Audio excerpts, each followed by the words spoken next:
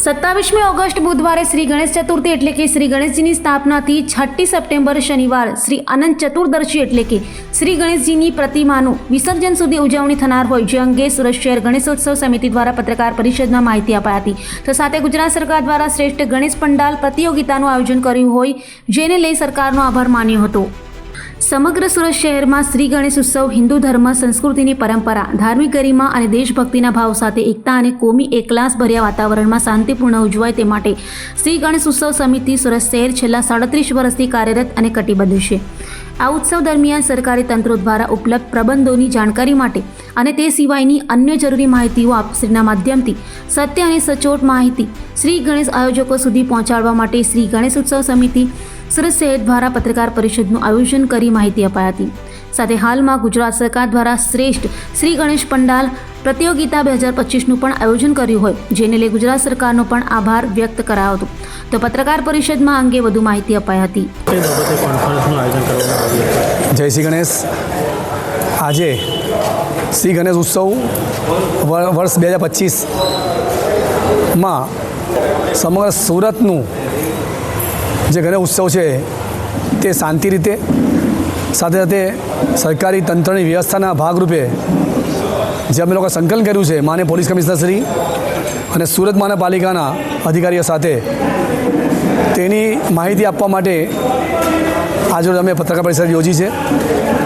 તો મારી સાથે ગણેશ સમિતિના જ મહામંત્રી શ્રી વિમલભાઈ ભટ્ટ, જોગેન્દ્રભાઈ સાહાની ઉપસ્થિત છે અને સંતો પણ હાલમાં ઉપસ્થિત છે.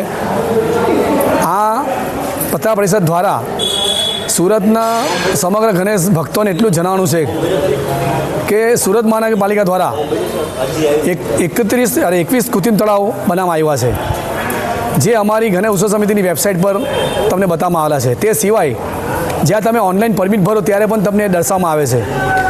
પોલીસ સ્ટેશન પ્રમાણે અમે લોકોએ અલગ અલગ કૃત્રિમ તળાવ એમાં ગોઠવા છે, જેનાથી કોઈ ખોટી રીતે કોઈ બીજા વિસ્તારમાં જઈને વિસર્જન ન કરી શકે અને અફરાતફરી ના થાય અને ટ્રાફિકની વ્યવસ્થા ના બગડે, એના માટેના અમારા નિયમો તેમજ લોકો ભરી શકે. પોલીસ સ્ટેશન પ્રમાણે કૃત્રિમ તળાવ આપવામાં આવેલ છે. તે સિવાય જે મોટી મૂર્તિઓ છે, જે 5 ફૂટની મોટી મૂર્તિઓ જે કૃત્રિમ તળાવ વિસર્જન કરવા નથી આવતી, તેના માટે સુરતમાં હજીરા, મગદલ્લા અને ડુમ્મસ એમ 3 દરિયાઈ ઓવારા છે, ત્યાં વિસર્જન કરવાની વ્યવસ્થા કરવામાં આવી છે. અને આ વર્ષે ખાસ વ્યવસ્થા એવી કરવામાં આવી છે કે સવારથી લોકો વિસર્જનની શરૂઆત કરી નાખે. આમ પણ શાસ્ત્ર વિધિ પ્રમાણે ભગવાન ગણેશનું વિસર્જન સૂર્ય ઉદયથી સૂર્યાસ્ત થઈ જવું જોઈએ, અને એટલે એના માટે પણ આપણી પ્રયત્ન ચાલુ છે. સાથે સાથે ટ્રાફિકની નિયમન માટે પણ રૂટ પણ પોલીસ તંત્ર સાથે નક્કી કરીને બનાવવામાં આવેલા છે, જે અમારી ગણેશ સમિતિની ઓનલાઈન પરમિટ પણ દેખાશે અને બીજું બહાર મૂકવામાં આવશે. તે સિવાય કોઈ પણ તકલીફ હોય તો ગણેશ સમિતિના કાર્યાલયનો સંપર્ક કરી શકે. જ્યાં 11 કુલ અમારા કાર્યાલય છે સમગ્ર સુરતમાં, ત્યાં સંપર્ક કરી શકે.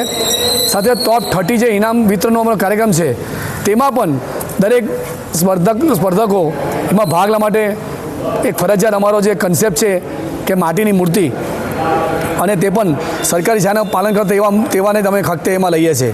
અને સાથે સાથે અમારો કન્સેપ્ટ જ્યારે અમારો કાર્યક્રમ થયો ઇન્ડોર સ્ટેડિયમમાં, ત્યારે અમે જાહેર કર્યું હતું કે સિંદૂર ઓપરેશનના થીમ પર ગણેશ ભક્તો એમાં આગળ વધે.